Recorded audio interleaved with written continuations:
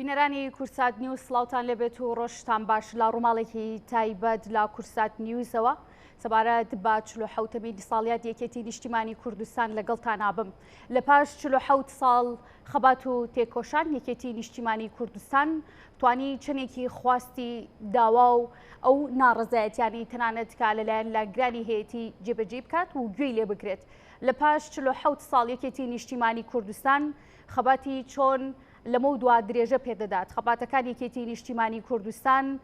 لە هەلومەرجە نوێکاندا چۆن دەتوانێت خۆیان بگونجێنن دیداری یەکێتی ئەنجام و ئەو ڕێکارە نوێیانەی کە لە پرۆسی سیاسیدا جێبەجێی دەکات خۆی لە چیدا دەبینێتەوە من لەسەرم بابەتە میوانێکم دەبێت گفتوگوی زیاتر لەگەڵ میوانەکەم دەکەم بەڕێز بێستون سابوراوایی کا بەڕێزیانە دامی سەرکردایەتی یەکێتی نیشتیمانی کوردستانن لێرە میوانی منن کاک بێستون سپاس بۆ ئامادەبوونت لە پاش 47 ساڵ لە خەبات و تێکۆشان یەکێتی نیشتیمانی کوردستان لەم نێبوونەوەی کە خۆیان باسی دەکەن چی دەکەن بۆ لایەنگرانی ئەم کاتتان باش هەموو بینەرانی کورسات نیوسی بەڕێز کاتەکانی ژیانیان باش سەرەتا پیرۆزبایەکی گەرم لە هەموو هەواڵانی یەکێتی نیشتیمانی کوردستانەکەم پیرۆزبایی لە ڕوحی پیرۆزی جەنابی ئیمام جەلالەکەم پیرۆزبایی لە سەرۆک بافڵەکەم پیرۆزبایی لە هەموو جەماوەری خەڵکی کوردستانەکەم بە بۆنەی 47مین ساڵ ڕۆژی دامەزراندنی یەکێتی نیشتیمانی کوردستان کە یەکێتیەک بوو حیزبێک بوو ڕێکخراوێک بوو بزوتنەوەیەک بوو جنبش و هەیەجان و حەماسەتێک بوو لە ناو بێئومێدیەکی زۆری دوای ئاژبەتاڵی 1975ەوە یەکێتی نیشتیمانی کوردستان هاتە دەرێ بۆ ئەوەی کەسێتی ئینسانی کورد بەرزکاتەوە بۆ ئەوەی کەسێتی میلەتی کورد ڕاگرێ بۆ ئەوەی گیانی بەرەنگاری دووبارە لە ناو خەڵکی کوردستان دروستکاتەوە من پیرۆزبایەکی گەرم لە ڕۆحی هەموو شەهیدەکانمانەکەم لە ئەنفالەکان لە پێشمەرگە دێرینەکان لە تەنزیماتی یەکێتی نیشتیمانی کوردستان پێشمەرگەکانی کەم ئەندامبوانی سەنگەر لە پارتیزانەکان لە جەماوەری بنکەی ڕێخستنی یەکێتی نیشتیمانی کوردستان و کەوادر و خەڵک لە کەسوکاری شەیدان و هەموو ئەو بەڕێزانەی کە بە یەکێتی نیشتیمانی کوردستانەوە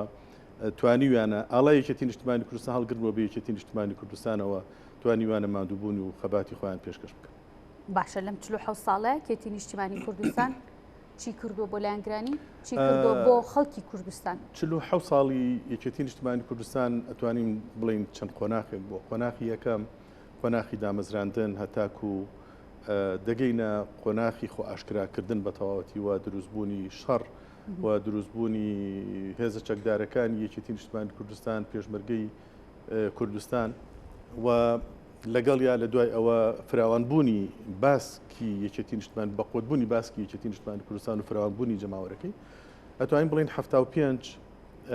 22 پێنجی 1975 بریتی بووە لە یەکەم ڕۆژی بناخەدانانی یەکێتی نیشتیمانی کوردستان کە جەنابی ئیمام جەلال و هەواڵەکانی ئەو بناخەیاندانا دوای ئەوە لە بینی 22 پێنج هەتاکو یەکی شەش کە ڕاگەاندنی یەکێتی نیشتیمانی کوردستان لە ساڵی 1975 لەو بینەشا بەڕێز ئیمام جەلال لەگەڵ چەندین کادری پێشکەوتووی ئەوسا لە دەرەوەی وڵات دانیشتنی کردووە کە ژمارەیان نزیکی 20 کەس بۆ مناقەشەکراوە جا لە دوای ئەوە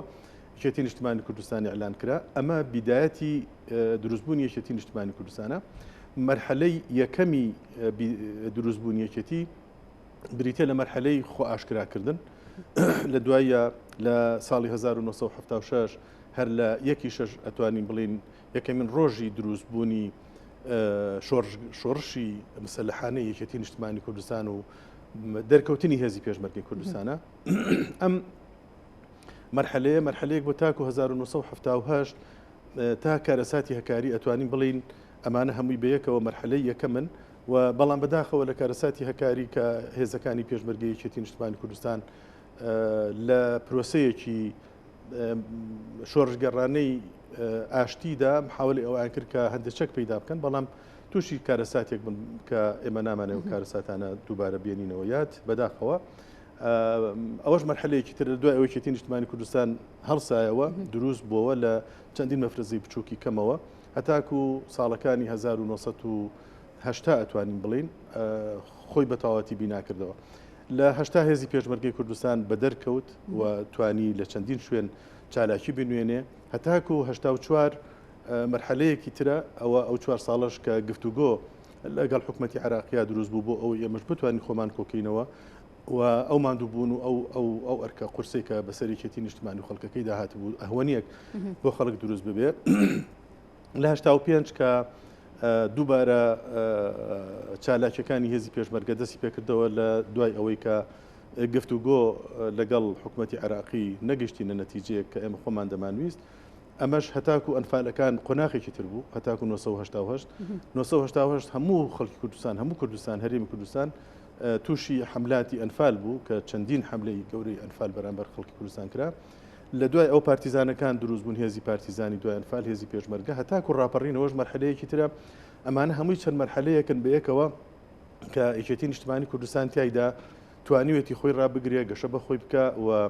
جەماوەری خەڵکی کوردستان لە دەوری خۆی کۆ بکاتەوە و ئومێد دووبارە ببەخشێتەوە بە خەڵک وە لە دوای ڕاپەڕینیشەوە دەتوانین بڵێین فترەی حکومداریکردن و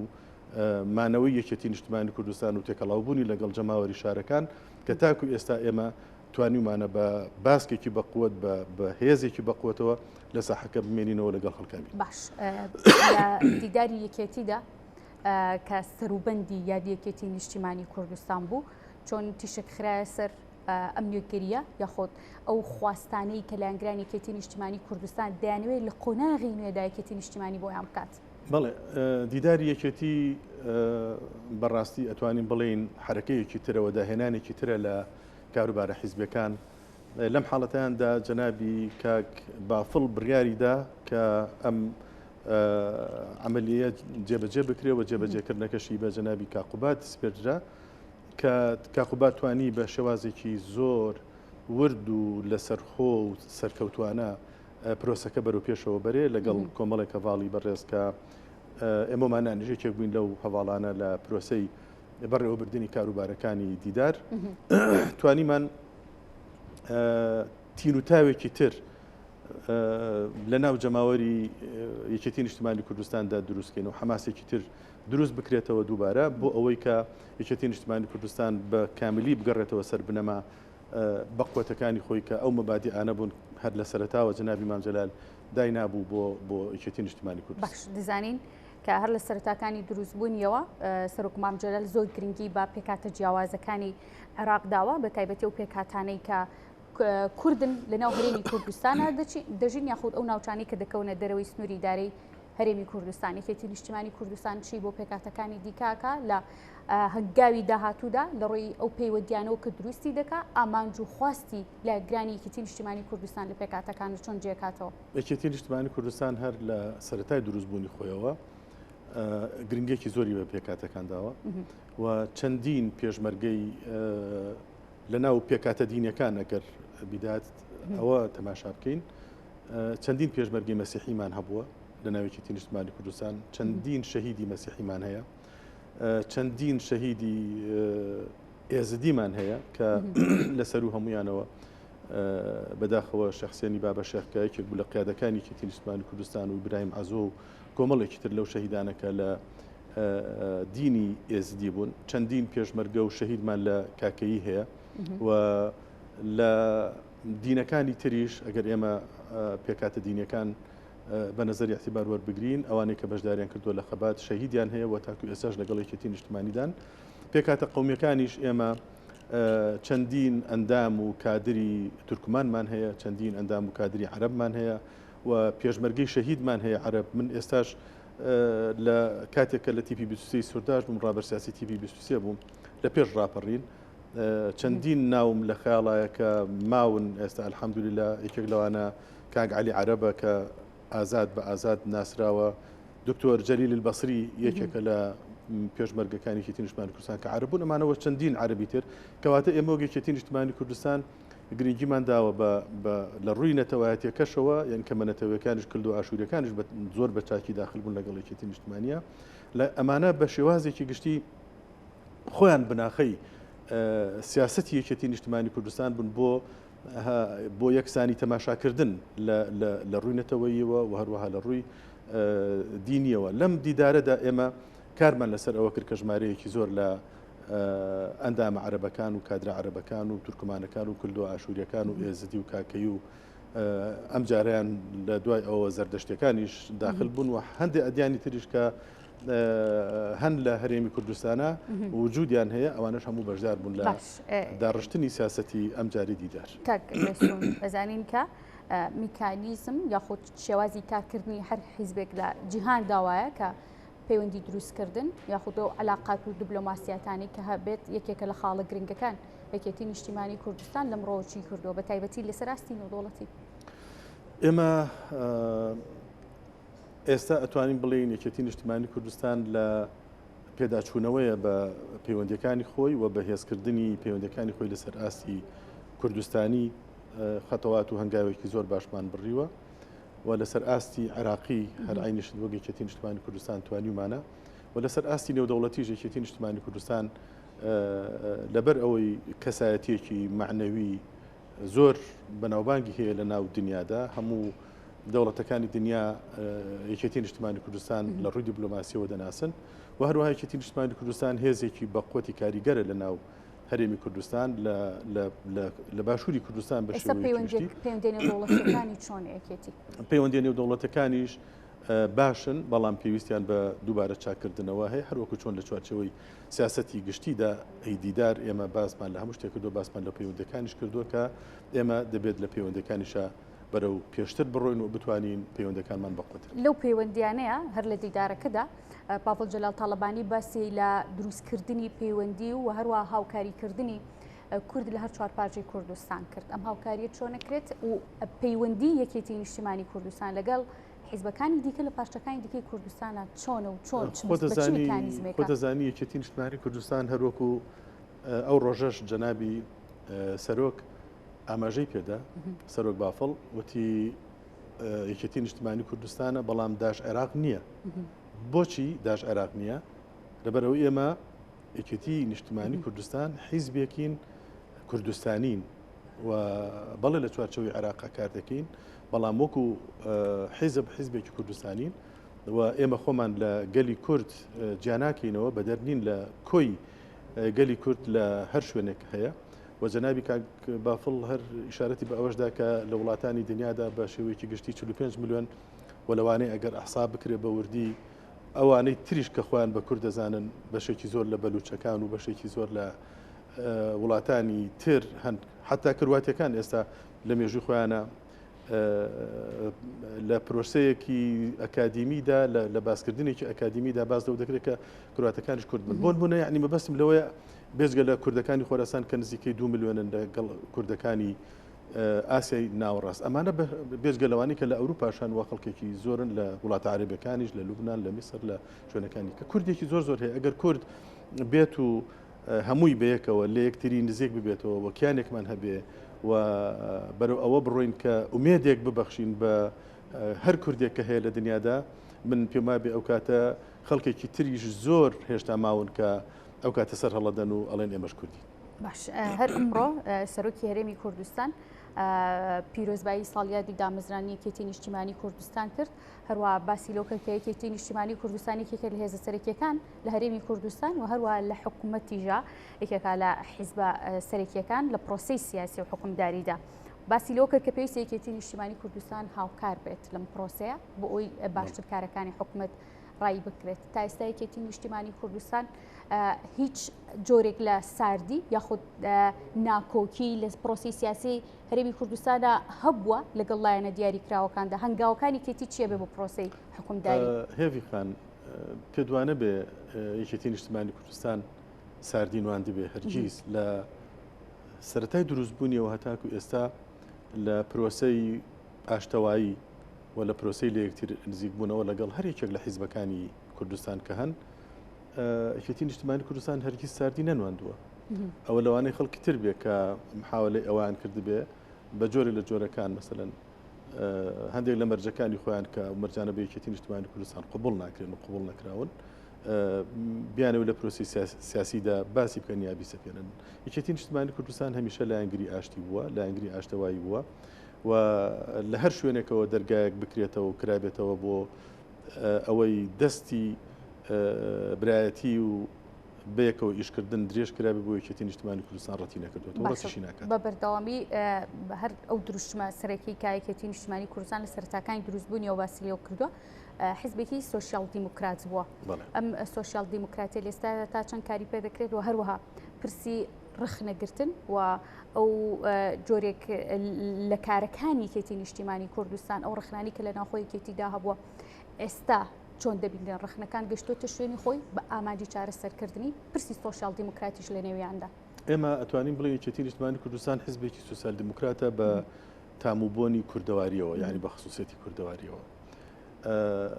سۆسیال دیموکراسی لە دنیادا تیۆری خۆی هەیە، ئابووری خۆی هەیە، سیاسەتی خۆی هەیە، ئیدارەی خۆی هەیە، سیاسەتی کۆمەڵایەتی خۆی هەیە بە شێوەیەکی گشتی. بەڵام ئێمە دەتوانین ئەوانە هەموو ئیسفادە لێ بکەینەوە بە ئەو تەجروبەی وڵاتانی دنیا کە هەیە لەسەر سۆسیال دیموکراسی و هەروە ئەو تەجروبانی کە پیادە کراون لە حکومداریدا ئەتوانین هەم لە ڕووی تیۆریەکان و اقتصادیەکەی و سیاسەکەی و هەموو ئەو بارانە تر بێنینەوە بنەما ئەساسیەکانی سۆسیال دیموکراسی بێنی ئیسفادەیان لێ بکەین کە خۆت دەزانی بنەما ئەساسیەکان لە چەندین فیلسوفی گەورەی بەناوبانگی ئەوروپی وەکو ڕۆبەرت ئۆین و سان سیمۆن و فۆریە و کۆمەڵێکی تر زۆر لە فیلسوفە گەورەکانی دنیا بناغی داڕژاوە و حتا تێپەڕیوە بە تیۆری سۆسیالیزم میشدا تیۆرەکانی مارکس و لینین و ئەنجلس و بلی خانۆف و ترۆتسکی و لە دوایدا هەتاکو هاتوۆتەوە بۆ فەلسەفە و بیر و بۆچوونەکانی ماوسی تۆک. ئەمانە دەتوانین ئێمە ئیسفادە لە هەموو ئەمانە بکەینەوە، یعنی هەموو ئەو بیر و بۆچوونانە ئیسفادەیان لێ بکەینەوە و تێکەڵاوی بکەینەوە لەگەڵ دیموکراتێتی نوێ. دیموکراتێتی نوێش بریتە لە ناچاربوونی سەرمایه‌داری کاپیتالیزم بەوەی کە خۆی بگۆڕێت دەستکاریی خۆی بکاتەوە بۆی بتوانێت لەگەڵ هەلومەرجە تازەکاندا بگونجێ بۆی دیموکراتێتێکی نوێی داهێناوە چ لە اقتصادا چ لە فەلسفەیە چ لە هەموو بوارەکانی ترە. ئێمە دەتوانین ئەوە بکەین هەم ئیسفادە لە وەکو یەکێتی نیشتیمانی کوردستان کە باز لە سۆسیال دیموکراسی دەکەین، هەم ئیسفادە لە سۆسیالیزمەکە بکەین و محاولە بکەین زاڵی کەین و هەم ئیسفادە لە دیموکراتیەکە بکەین محاولە بکەین وتوربە بکەین چونکە ئەوە فکری بەڕێز مام جەلالیش هەر لە سەرەتاوە لە چوارچەوەی دیموکراسیەتەکەدا بەڕێز مام جەلال زوو باسیەوەی دەکرێت بۆ ئەوەی ڕەخنە جێگەی خۆی بگرێت. ڕەخنەش بۆچی؟ یعنی ڕەخنەی ڕوخێنەر نا بەڵکو ڕەخنە بۆ بە خۆداچوونەوە و چاکردنەوەی ئەو هەڵانەی کە دەکرێت. جنابی مام جەلال هەموو جارێ لە کۆڕ و کۆبوونەوەکانی ئێمەش بێجگەلەوەی کە لە دوای ڕاپەڕین چەندین جار لە تەلەڤیزیۆنەکان ئەوەی وتۆ لە شوێنەکانی تر پێش ڕاپەڕینج لە کاتێکە کە ئێمە لە شۆڕشا بووین لە بریندار بووین شەهید بووین لەو کاتانە بەڕێز مام جەلال گوت ئاگاتان لە دیموکراتیەت بێ. لەبەر ئەوە و باسی ئەوەی دەکرد ئاگاتان لە ڕەخن و ڕەخن لە خۆگرتن بێ دەبێت یەکێک بێ لە بنەما ئەساسیەکان. ئێمە باز لەوە دەکەین کە بەڕاستی دەبێت یەکێتی نیشتیمانی کوردستان بگەڕێتەوە بۆ بنەما ئەساسیەکانی یەکەمین جاری دامەزراندنی یەکێتی نیشتیمانی کوردستان، یعنی بۆ ئەوەی ئێمە دنیا چاو لە ئێمە بکات. ئەگەڕێتەوە یان ئەم دەبێت تەنها پێشنیارێکە بۆ یەکێتی نیشتیمانی. ئەمە ئەگەر ئێمە ئیرادەمان لەسەر ئەوە بێ ئەم بنەمایانە بنەمایەکەن بۆ هەموو حاڵەتەکانە بن، بۆ هەموو مەرحلەکانی ژیانە بن، بۆ هەموو مەرحلەکانی شۆڕش و سیاست ئەبن، بەڵام هەر مەرحلە بەپی خۆی. ئێستا مەرحلەی ئێستا قۆناغی ئێستا جیاوازە لە قۆناغەکانی پێش ڕاپەڕین. ئێستا قۆناغەکانی حکومدارەتیکردنە. ئێمە دەتوانین ئەمە لە قۆناغی حکومدارەتیکردن و شێوازی حیزبایەتەکە و شێوازی پیادەکردنی بەرنامەیەکێتی نیشتیمانی کوردستان بەتوربێ بکەینەوە لێکی بدێنەوە لەگەڵ شێوازی حکومدارەتیکردنەکە چۆن نەتوانین ئێمە حکومدارەتی بکەین. لەمانە ئێمە دەتوانین ئیسفادە لە تەجروبەکانی سوسیال دیموکراسی دنیا بکەین. لە کاتێکا حکومدارەتی هەیە لە دنیادا سوسیال دیموکراسی لە دنیا حکومدارەتیان هەیە ئەوە تۆ تەماشاکە سوید مەسەلەن بۆ نمونە وڵاتانی دووەلی ئەسکەندەناڤی هەندێک لە شوێنەکانی تر ئەحزابی سوسیال دیموکرات یا بەشدارن لە حکومداری خۆیان حکومداری یەکەمن. ئێمە دەتوانین تەجروبەکانی ئەوانش بێنین و ئیسفادەی لێ بکەین. زائیدەن خۆمان بنەما ئەساسیەکان لە ئاشتی لە دیموکراسی لە مافی مرۆڤ لە چەندین بواری تر لە تەقریری حەقی دیاریکردنی چارەنووس هەموو ئەمانە ئێمە بەیەکەوە بێنینەوە دووبارە کاریان لەسەر بکەینەوە وەدایان بڕێژینەوە بە شێوازی تازای عەسری کە بگونجێندرێ لەگەڵ بار و زروفی ئێستا. باش تخوا یەک بابەت کاک بێسوور جەنابەت ئەندامی سەرکردایەتی یەکێتی نیشتیمانی کوردستانی بگومان ئاگاداری کۆمەڵێک وردەکاری ئەو پەیوەندیانەی یەکێتی نیشتیمانی کوردستانی لە سەرەتاکانیەوە سەرۆک مام جەلال زۆر گرنگی داوە بە بیرمەندەکان کە ئەم بیرمەندانە لە ناو هەرێمی کوردستان و لە ناو عێراقدا لە دەریشەوە سوودمەندووە لە پرۆسەی سیاسی لە بیرمەندانی بیانی و ناوخۆش. لە ئێستادا یەکێتی نیشتیمانی کوردستان کار لەسەر ئەم بابەتاکە بیرمەندانی کوردستان و دەرەوەیشی توانیوە تێکەڵ بە پرۆسی سیاسی من ئەمە توانم بە شێوەیەکی کە هێوی خاندا بڕێژمەوە قسەی جەنابەت ئێمە وەک یەکێتی نیشتیمانی کوردستان باوەڕمان بەوەیە کە لە هەر شوێنێک بیرکردنەوە نەبوو ئەو شوێنە بەرەو تێکچوونەچێ لە هەر شوێنێک فکر نەبوو ئەو شوێنە بەرەو گەندەڵیەچێ یعنی ئیتر بەرەو پەرتەوازەی و لێکەڵوەشانەچێ بۆ لەبەر ئەوەی تۆ کاتێک کە دەتەوێت کارێک بکەی لە پێشەوە دەبێت لەسەر ئەساسی فکر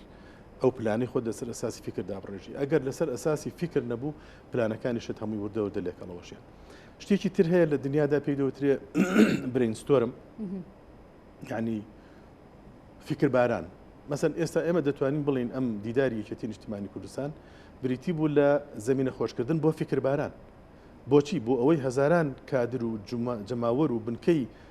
ڕێکخراوەی یەکێتی نیشتیمانی کوردستان بێن ئەفکارەکانی خۆیان دەرببڕن و فکر بارانێک دروست بکەن